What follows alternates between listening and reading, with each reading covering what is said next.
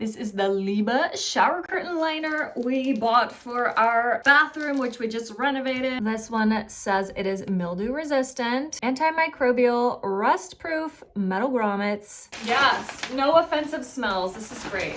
You can see shadows and stuff, but not details. So that is perfect for what we need. It's gonna allow a bit of light to filter through. Here is the top. Those are gonna be really nice, not easy to rip. 100% PEVA, wipe clean with mild soap and water. Here is the edge. The edge is just kind of cut, no seam or anything. Here are the magnets at the bottom. Boom, nicely sealed in there. We've got 12 of those metal grommets. They are silver and we're going with black, but it is what it is. Gorgeous, and look at how nicely these slide. Oh, perfect, perfect, perfect. And you can have it over here when not in use. Slide in, open it up, let it dry, and then put it back on the side.